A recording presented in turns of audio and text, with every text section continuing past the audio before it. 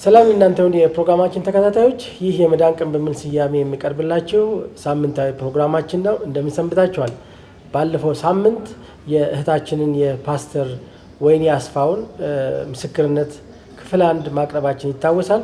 ዛሬ ደግሞ ተከታዩን ክፍል ይዘንላችሁ ቀርበናል። እስከ መጨረሻው እንድትከታተሉ በጌታ ፍቅር እጋብዛችኋለሁ። ዴንቨር ስንሄድ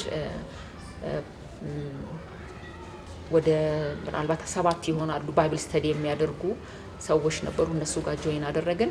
በቅርብ ጊዜ ውስጥ ወደ ቸርችነት ሆኖ ቸርች ተጀመረ። ትዝ ይለኛል በጣም የሚያስደንቅ ኳየር ነበረን። ያው ኳየር ባክግራውንድ ስለነበረኝ ኳየር ተመሰረተ።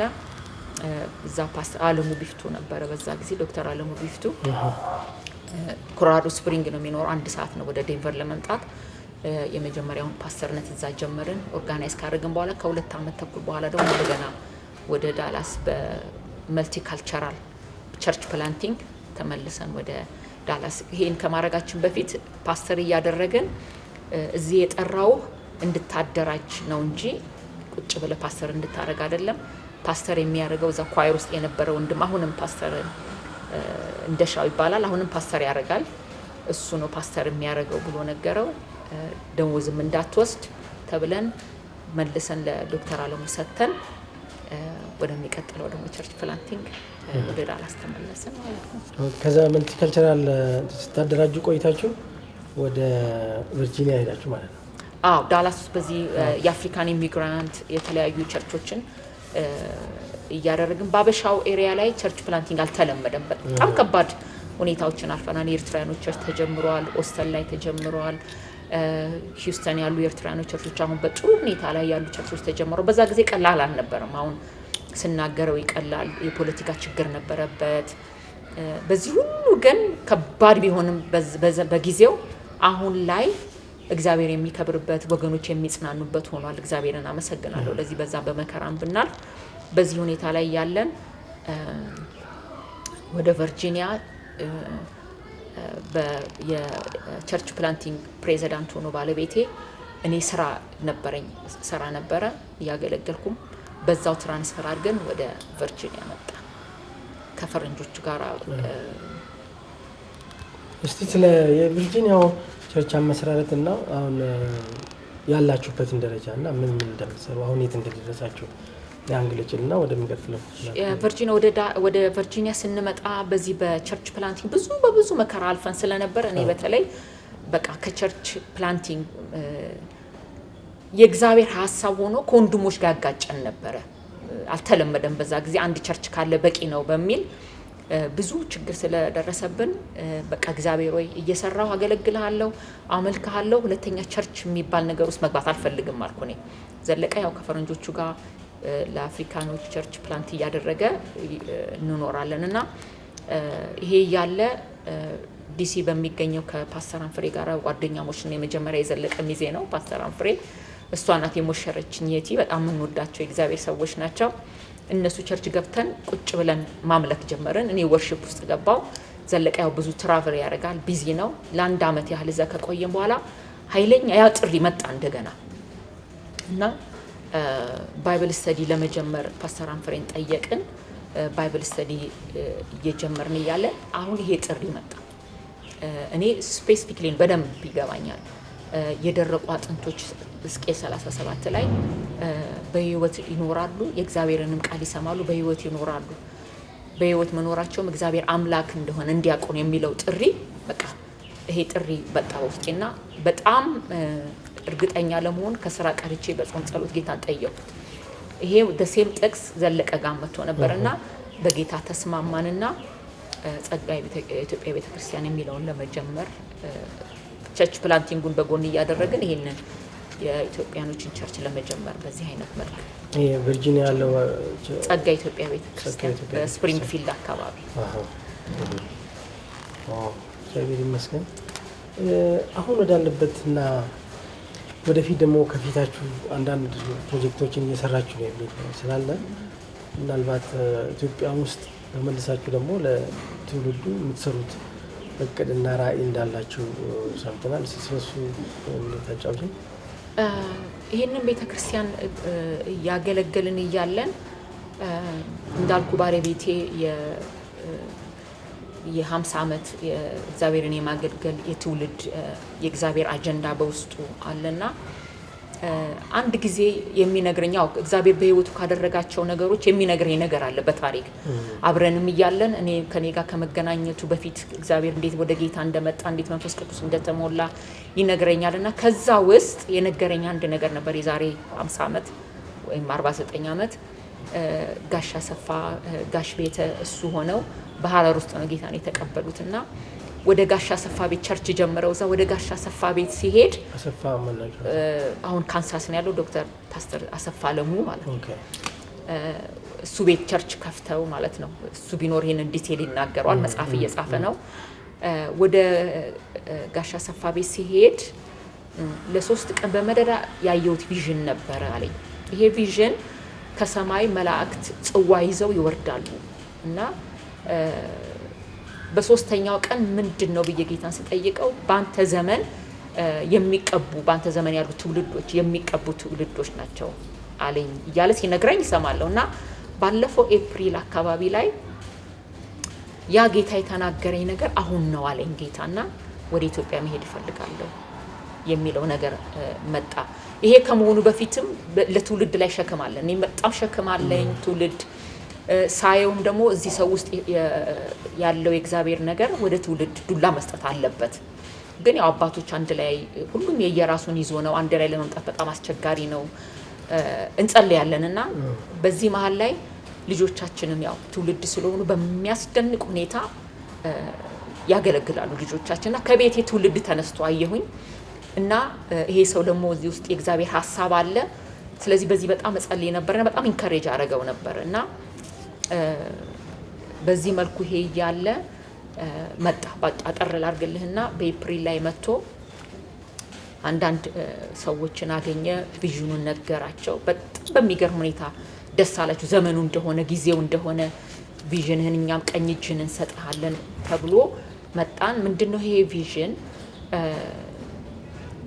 እነዚህ የቀደምት አባቶች ትውልዱን እንደሚገባ የመሪነትን ነገር አላደረግንለትም አልሰጠነውምና አንድ ንስሐ በመግባት ሀገራችን ላይ ሆነን ንስሐ በመግባት አንድ ላይ ሆነን ለዚህ ህዝብ ምሳሌ አልሆነውም በተሰጠን አገልግሎት ብናገለግልም ይሄንን ስላልሰጠነው ንስሐ መግባት አለብን ነው በንስሐ ሁለተኛ ለትውልዱ ዱላን በመስጠት በማቀበል በሀገራችን ላይ ሆነን ትውልዱን በመባረክ በሚል ሁኔታ ነውና በህዳር ላይ እግዚአብሔር ቢፈቅድ ደግሞ ፈቃዱ እንደሆነ አውቃለሁኝ በህዳር ላይ ልጆቻችን ለመጀመሪያ ጊዜ ነው የሚመጡት ትውልዱን ለማስታጠቅ ፓስተር ቶሎሳ አለ ፓስተር ዳንኤል አለ ጋሽ ቤት አለ ጋሽ ያሰፋሉ ከነዚህ ጋራ ይሄንን ለማድረግ ያለ ቪዥን ነው ያለንና እግዚአብሔር በድንቅ ይሄን እንደሚያደርግ አምናለሁ እግዚአብሔር ዓላማ ስለሆነ ያደርጋል ጌታ እግዚአብሔር ከእናንተ ጋር ይሁን እስቲ ወደ አንቺ ጋር እንመለስና እንግዲህ እቅድሽ ምንድነው አሁን ባለሽ አገልግሎትና እግዚአብሔር ባለማመደሽ ነገር ላይ እና ከባለቤትሽ ጋር በመረዳዳት ወደፊት በህይወትሽ ልታገለጊ የምታቀጂው ነገር ምንድነው በቅርብ እኔ እንግዲህ ያው በዚህ በኃያል በሆነ በእግዚአብሔር ሰው ስር ሆኜ ሳገለግል ሚስት ነኝ ሴት ነኝ ያው በአገራችን ተጽዕኖ አለ የሴት ተጽዕኖ ልጆቼ ላይ የሚገርም እግዚአብሔርን እጅ አይቻለሁኝና የእግዚአብሔር ሰው ኃያል የእግዚአብሔር ሰው በዚህ በኩል አለ በዚህ በኩል ልጆች አሉ በመሐከል እንደ ሚስትና እንደ ሴት ሆኜ ሳገለግል በቅርብ ጊዜ እግዚአብሔር በብዙ ነገር ቻሌንጅ አደረገኝ ሳድግም ትራዲሽናሊ ሴት ዝም ትበል የሴት ፓስተር መሆን እንዳለበት አላምንም እኔ ማለት በቃ የለም ይሄም ልምድ የለም ግን ስራውን ሰራዋለሁ አብሬ ይሄ ጥሪ እንዳለ ውስጥ ያቃለው ፓስተርና በፓስተር በባለቤቴ ስር ሆኜ ይመጣል ግን ኦርዲንድ ለመሆን ሐሳቡም አልነበረኝም እና ፓስተር ዳንኤል ከባለቤቴ ጋር ከሌላ ፓስተሮች ጋር ኦርዲንድ ተደረገ በባለቤቴ ስር ሪሊ እግዚአብሔር በውስጥ ያስቀመጠው ቅናት አለ በተለይ በእህቶች ላይ በትውልዱ ላይ ሰዎችን ወደ ክርስቶስ ደቀ መዝሙር በማድረግ ይሄንን ይመስላልና ሪሰንትሊ ግን በብዙ መልኩ እግዚአብሔር በሴቶች ላይ ያለውን እግዚአብሔር ነው ሴት ብሎ ስም ያወጣልን በአገራችን ላይ ግን ሴት የሚለው እንደ መጥፎ ስድብ ነው የሴት ልጅ የሚባል ስድብ አለ ሴቶች ስትባሉ የሚባል ነገር አለ እና በትህትና ራሳችንን ዝቅ አድርገን በእህቶች ላይ በሀገራችን በልምድ ሲባልብን የነበረውን ነገር ገልብጠን የእግዚአብሔር ቃል የንጉሥ ሴቶች ልጆች ለክብሬ ናቸው ይላል እና ለክብር ከተባለ ከክብር ከመምጣቱ በፊት ሲነገርብን የነበረውን እርግማን በማስወገድ በክርስቶስ ኢየሱስ ደም በማስወገድ ንጉሥ እንደሚለን ጌታ ለክብሬ ናቸው እንደሚለን የክብሩን ነገር ለማስታጠቅ እኔም ለመታጠቅ በትህትና ይሄ ነገር በውስጤ በጣም ይተላለፋልና እህቶች ላይ ያለኝ ከራሴ ህይወት ልምምድ እኔ በቀላሉ እዚህ ጋር አልደረስኩም። ባሌ በጣም ኢንከሬጅ ቢያደርገኝም ያለው ሶሳይቱ በእኛ ላይ ሲባል የነበረው ነገር ተጽዕኖ አለው እና ተጽዕኖውን እግዚአብሔር ነው ያነሳልኝ። ስፍራዬን ይዤ ማለት ነው ሰሚት አድርጌ ለመብለጥም ሳይሆን ስፍራዬን ይዘን ያለንን ጥሪ በሴቶች ላይ ያለውን የእግዚአብሔርን ጥሪ ፉልፊል ለማድረግ እግዚአብሔር ይረዳኛል ብዬ በዚህ ሁኔታ ላይ ነው ያለሁት እና በእህቶች ላይ ያለ ሸክም አለኝ። ይሄ ነው እግዚአብሔር ይረዳሽ። እንግዲህ እስቲ አሁን ወደ ማጠቃለያ ደርሰናል እና ወይ ሳልጠይቅ የቀረ ነገር መናገር አለብኝ የምትይው ካለ እድል ልስጥሽና ከዛ ወደ ማጠቃለያ ነገር ወይስ ማጠቃለያ ላይ ሁሉን ታደርጊያለሽ? በልጆቻችን ላይ እግዚአብሔር ያደረገውን ድንቅ ነገር ወጣቶች ስላሉ ይሄ በውጭው ያሉት ልጆች ብዙ ጊዜ በድራግ ነው። በተለይ የአገልጋይ ልጆች እንኳን ወደ አገልግሎት ለመምጣት ወደ እግዚአብሔር ቤት ለመምጣት ካለው ተጽዕኖ አገልጋዮች ድሃዎች ናቸው፣ በጣም አስቸጋሪ ነው በሚል ልጆቻችን በጣም የአገልጋይ ልጆች ይርቃሉና በዚህ አጋጣሚ እግዚአብሔር የቃል ኪዳን አምላክ ነው። ቃል ኪዳኑን አስቦ እስራኤላውያንን በኦልድ ቴስታመንት ስናነብ ለቅሷቸውን ስቃያቸውን አይቶ የአብርሃም የይስሐቅ አምላክ ቃል ኪዳኑን አስቦ ወረደ ይላል እና ለልጆቻችን እግዚአብሔር ቃል ኪዳኑን አስቦ ለኛ ቤት ላይ ወርዷል፣ ይወርዳል እና በልጆቻችን ላይ በሚያስደንቅ ነገር ለተወሰነ ጊዜ ወጣሉ ወደ ዓለም። ግን ቃል ኪዳን ስላለ እግዚአብሔር ረዳንና ተመልሰዋልና ልጆቻችን ጌታን ያገለግላሉ። ሁለተኛ ልጃችን ባይብል ስኩል ተምራ ከሶስተኛው ልጃችን ጋራ ባይብል ስኩል ሄደው ተምረው ነው አሁን ጌታን በሚያስደንቅ ነገር ያገለግላሉ። ትልቋ ልጃችን ነርስ ናት። የሚገርም ልብ አላት። ጌታ አገሯን መታ ባላት ፕሮፌሽን ለማገልገል እግዚአብሔርን ለማገልገልና በዚህ ሁኔታ ላይ ያሉ አገልጋይ ልጆች እንዲጽናኑ ነው። አገልጋዮች እግዚአብሔር ቃሉን አስቦ እንደሚመጣ ልጆቻችን አሁን ሁለተኛው ልጃችን ከባሏ ጋራ ዲቦራ ዘለቀና ማርሌን በእኛ ቸርች ስር ወጣቶችን ያገለግላሉ። እዛ ጋር ያየሁት አስደናቂ ነገር አለ። ብዙ ከድራግ የሚወጡ ልጆች አሉ። በመንፈስ ቅዱስ ተሞልተዋል። በትምህርት ቤታቸው የሚነገራቸው ሌላ ነገር ነውና በእግዚአብሔር ቃል እያስተማሯቸው የሚደንቁ ብዙ ሊባልላቸው ልልላቸው የሚገቡ ልጆች አሉና ያንን እግዚአብሔርን ላመሰግን ወዳለው። በሚያስደንቅ ነገር ወጣቶች ወደ ጌታ እየመጡ ነው። ልባችንም ትውልዱም ጋር አለ፣ ውጭ ያሉትንም እዚህ ያሉትንም አለና እግዚአብሔርን ስለዚህ እጅግ አድርጌ አመሰግናለሁ። ስለ ልጆቼ እያገለገሉ ስላሉ አሁንም እያገለገሉ ስላሉ በጣም ነው የምወዳቸው። ኢንከሬጅ አደርጋቸዋለሁ እግዚአብሔርን እንዲያገለግሉ። በዚህ እግዚአብሔርን እባርካለሁ ጌታ ይሄንን እድል እና በረከት ስለሰጠ። አሜን። እግዚአብሔር የተመሰገነ ይሁን። አሁን ወደ መጨረሻ ደርሰናል። አሁን ምን ትያለሽ? አሁን ይሄን ለሚከታተሉ ወገኖች፣ ይሄን ፕሮግራም ለሚያዩ ሰዎች የራስሽ መልእክት የወቅቱ መልእክት ብለሽ የምትይው ምንድን ነው? አሁን እዚህ አንድ ወር ቆይቼ በየቤተ ክርስቲያኑ ትውልዱ ጋር እህቶች ጋር ሄጄ ሳይ ብዙዎቹ እናንተ የድሮዎቹ ዋጋ የመክፈል አገልግሎት አለ፣ ራስን የመስጠት። አሁን ሳይ ብዙ መልእክቶች ወደ ኢየሱስ ክርስቶስ ፎከስ አያረጉም። የእምነታችን ጀማሪና ፈጻሚ የሆነውን እየተመለከትን ይላልና ቤተ ክርስቲያን በግል ወደ ኢየሱስ ክርስቶስ ጌታ ኢየሱስም ያለው ደቀ መዛሙርት ያድርጉልኝ ነው ያለውና ቁጭ ተብሎ ሰው ደቀ መዝሙር መሆን አለበት። እኔ ራሴ ማንኛችንም 50 ዓመት ላይ ደረስን ብንል እንኳን ደቀ መዝሙርነት መሆናችንን ግራጁዌት አናደርግም እና እግዚአብሔር አምላክ እንኳን ጌታ ኢየሱስ ክርስቶስ ሶስቱን ደቀ መዛሙርት ይዞ ወደ ደብረ ዘይት ተራራ ሄደ እና እዛ ላይ ሙሴንና ኤልያስን ተመለከቱ እና ጴጥሮስ ችኩል ስለነበረ በዚህ መሆን መልካም ነው፣ የእግዚአብሔር አብ ሐሳብ ሌላ ነው፣ ክርስቶስ ኢየሱስ ምን እንደሚያደርግ በምድር ላይ ነግሯቸዋል። ሐዋርያትን የሚቀጥል ነገር እንዳለ ነግሯቸዋልና ሁሉ ነገር ይቅርና እዚህ ጋር አንዳንድ ድንኳን ሰርተን በዚህ መሆን መልካም ነው አለ እና እግዚአብሔር አብ ጣልቃ ገብቶ የምወደው ልጅ ይሄ ነው እርሱን ስሙት ይላልና አሁንም መልእክቴ ሊሰማ የሚገባው የናዝሬቱ ኢየሱስ መተዳደሪያ ደንባችን መጽሐፍ ቅዱስ ለሜሬጃችን ቢሆን ልጆቻችን እንዴት እንደምናሳድግ ቤተክርስቲያን እንዴት እንደምናስተዳድር ጥሪዎቻችን ቁልጭ አርጎ የሚናገር የእግዚአብሔር ቃል ስላለ ወደ ኢየሱስ ክርስቶስ እንድንመለስ የሚሰማ ነገር አለውና ማርያም እንደዛ ነው ያለችው የሚላችሁን ሁሉ አድርጉ ነውና በጎደለ ነገር ላይ በቃላ ዘገሊላ ባለቀ ነገር ላይ እንኳን ህይወታችንን ባዶ አድርገን በጌታ ፊት ከመጣን ሁሉ ጌታ ኢየሱስ የሚለው ነገር አለ የሚያዋጣ ጥሪያችንን የሚመራ ቤተክርስቲያን እንዴት መሆን እንዳለባት ተመልሶ እንደሚመጣ ለዛ መዘጋጀት እንዳለብን ዘይቶቻችንን ሞልተን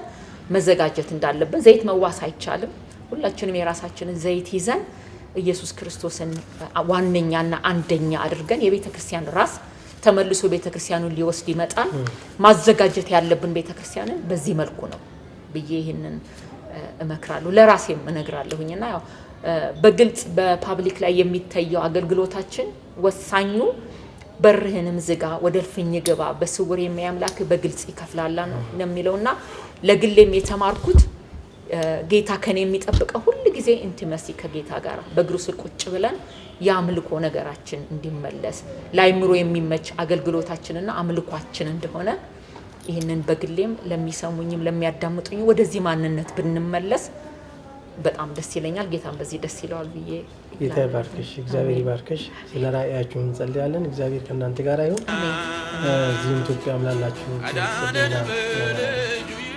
እግዚአብሔር ከእናንተ ጋር ሆኖ እንደሚያከናውንላችሁ ከደለነ ጌታ ከእናንተ ጋር ይሁን እግዚአብሔር ይባርካችሁ ስለሰጣችሁ ምድር በሰይጣን ሽንገላ የተወሰዳችሁ በኃጢአት መታለል መንገድ የሳታችሁ በስጋ ከብራችሁ በነፍስ የከሳችሁ ንስሐ ግቡ ይላል ጌታ ሊያድሳችሁ የማዳኑን ደስታ እርሱ ተቀበለ ጽኑ መከራ እኛም ዛሬ አርፈን ስላደረገልን ጌታን አመስግነን በፍቅሩ ረክተናል መጽናናቱን ጠግበን የማዳኑን ደስታ እርሱ ተቀበለን ከጽኑ መከራ እኛም ዛሬ አርፈን ስላደረገልን ጌታን አመስግነን በፍቅሩ ረክተናል መጽናናቱን ጠግበን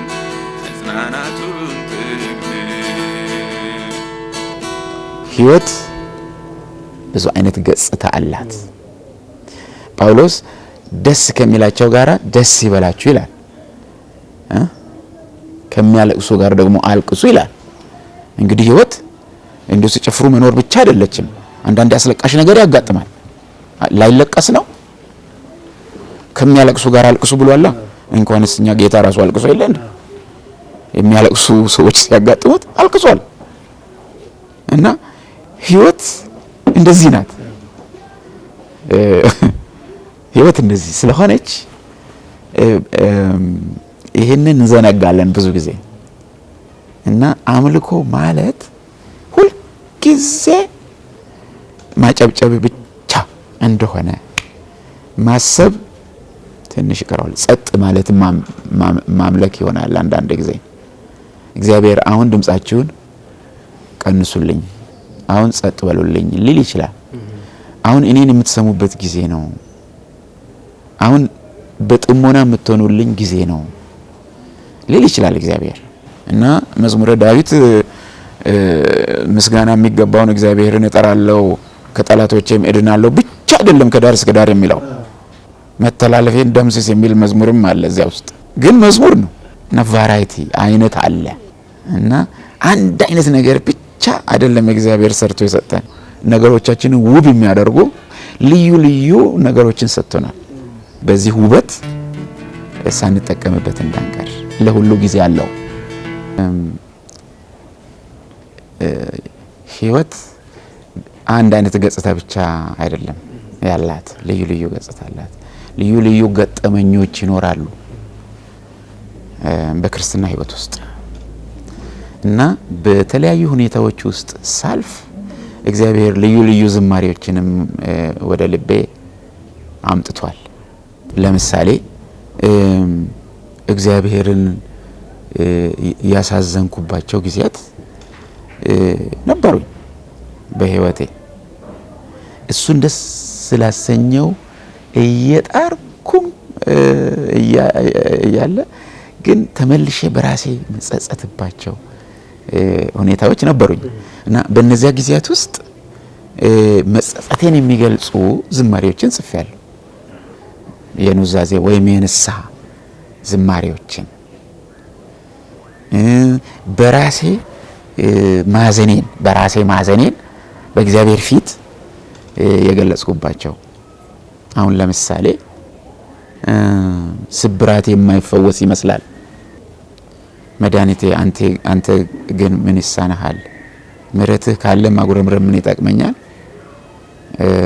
በእጅህ ውስጥ መውደቅ እጅግ ይሻለኛል የሚል መዝሙር በራሴ ያዘንኩበትን ሁኔታ የሚገልጽ መዝሙር ነው። በጣም ደስ ስላሰኘው እየጣርኩም እያለሁ ግን ደስ ሳላሰኘው የቀረቡባቸው ሁኔታዎች ይኖሩኛል። ኃጢአት ስሩን ሰዶ ሳይጠነክርብኝ ሳይታወቀኝ አድጎ ሞትን ሳይወልድብኝ፣ ምክንያቱም ኃጢአት ካደገች በኋላ ሞትን ትወልዳለች ይላል የእግዚአብሔር ቃል። ስለዚህ ኃጢአትን ማሳደግ አደገኛ ነገር ነው። ያ ተሰምቶኝ ንስሐ እንድገባ በጊዜ ገስጸኝ የሚል መዝሙር ጽፌ ዘመርኩ። የእግዚአብሔርን ሕዝብ ሳስብ ደግሞ ብዙ ጊዜ ልቤ ይጽናናል እና የእግዚአብሔር ሕዝብ እንዴት የተባረከ ሕዝብ ነው የሚል ነገር ይመጣብኛል ብዙ ጊዜ። በቃ እግዚአብሔር የባረከው ሕዝብ የሚለውን ነገር በማሰብ ላይ ሳለሁ ለምሳሌ ማደሪያዎችህ እንደምን የተወደዱ ናቸው የሚል መዝሙር ወደ ልቤ መጥቶ ጽፌያለሁ። ምክንያቱም የእግዚአብሔር ሕዝብ የእግዚአብሔር ማደሪያ ነው። ሌላው ደግሞ ሕዝብን አበዛህ የአገሪቱንም ወሰን አሰፋ የሚለውን መዝሙርም ስጽፍ የእግዚአብሔርን ሕዝብ እያሰብኩ ነው የጻፍኩት። ዓላማ ይዞ የተሰለፈ የሚያስፈራ ያንተ ሰራዊት ጠላቱን ሁሉ እያሸነፈ ባንተ መሪነት ቀንና ሌሊት ጥቂቱ ሕዝብህ ካንተ ጋር በስቶ ማለት በአእምሮ ውስጥ ይሄንን ስል ምን ማለት ነው? ጥቂቱ ሕዝብህ ካንተ ጋራ ሲሆን ማጆሪቲ ይሆናል ነው። ማጆሪቲ ነን ከሚሉትም በለጠ ነው።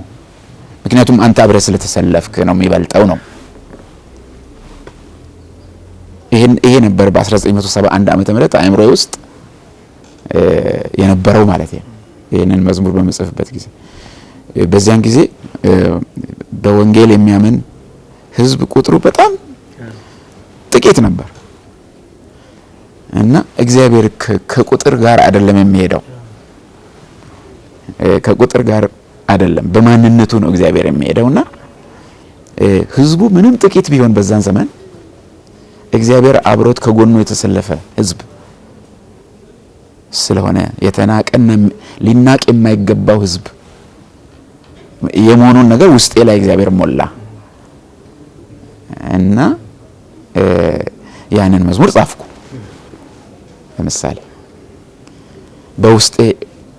ውስጤን ሞልቶት የነበረው ሐሳብ የእግዚአብሔር ሕዝብ በክርስቶስ ኢየሱስ ደም እግዚአብሔር የቀደሰው መልካምነቱን ምስጋናውን እንዲዘምር እግዚአብሔር የመረጠው ሕዝብ የሚል ነገር ነው ውስጤ ይዞት የነበረው እና ማደሪያዎቼ እንደምን የተወደዱ ናቸው ከሚለው ጭምር እሱን ከእስር ቤት ከወጣው በኋላ ነው የዘመርኩት። እና በእስር ቤት ውስጥ እያለህ የመጡ መዝሙሮች ብለህ ጠይቀህ ነበርና እዚያ ውስጥም እግዚአብሔርን የእስር ቤት አጥር ሳያግደው ወደ ልቤ ዝማሬዎችን ያመጣ ነበር እና በርከት ያሉ መዝሙሮች ነበሩ። ምናልባት ከ40 የማያንሱ መዝሙሮች እስር ቤት ውስጥ የተጻፉ ናቸው እና ከነዚያ መካከል አንዱ ያው ሁላችሁም የምታውቁት እግዚአብሔር ሲረዳ ከሰማያት ወርዶ የሚለው ነው። ከእስር ቤት ለማውጣት ልንፈታ 2 ዓመት ቀርቶን ያለ የጻፍኩት መዝሙር ነው እና እዚያ ውስጥ ያለን ዘመር ነው። ከወጣን በኋላም ዘመር ነው። በዛ ዘመን በእስር ላይ ሳለን የነበሩትን ሁኔታዎች በሚመለከት በተለያየ ቦታ ብዙ ሰዎች እንደው ብትነግረን እያሉ በየቦታው ስለሚጠይቁኝ በየቦታው ደግሞ ያንን ነገር መናገር ስለማያዛልቅ እስቲ እንደው ደግሞ ጻፍ የሚሉኝም ሰዎች ስለነበሩ ሁሉን ነገር እንኳን ባይሆን ዋና ዋና በያሰብኳቸው ነገሮች በዚች መጽሐፍ ውስጥ አስፍር ያለውና መጽሐፏ አሁን ገበያ ላይ ትገኛለች። የኢትዮጵያ ሙሉ ወንጌል አማኞች ቤተክርስቲያን ዋና ጽፈት ቤት ነው አሳታሚው፣ እያሰራጨም ያለው እሱ ነው እና እግዚአብሔር ሲረዳ የሚለው መዝሙርም ለማስታወሻነት እዚህ መጽሐፍ ውስጥ ተጽፎ ተቀምጧል። ያው ኖታ ባይኖረው ዜማው ምን እንደሆነ ባይታወቅም ግን ለማስታወሻ ያህል እዚህ ውስጥ ተቀምጧል። ባርክ ፓስተር ይተባረክ።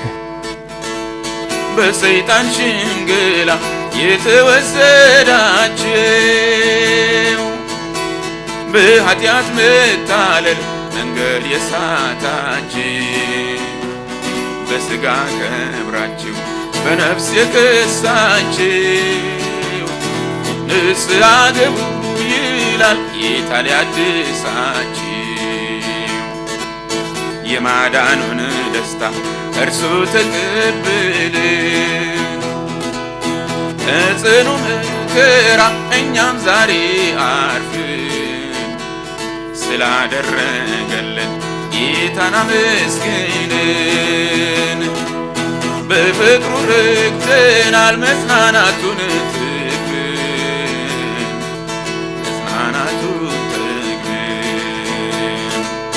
የማዳኑን ደስታ እርሱ ተቀበለን ከጽኑ መከራ እኛም ዛሬ አርፈን ስላደረገልን ጌታን አመስግነን በፍቅሩ ረክተናል መጽናናቱን ጠግበን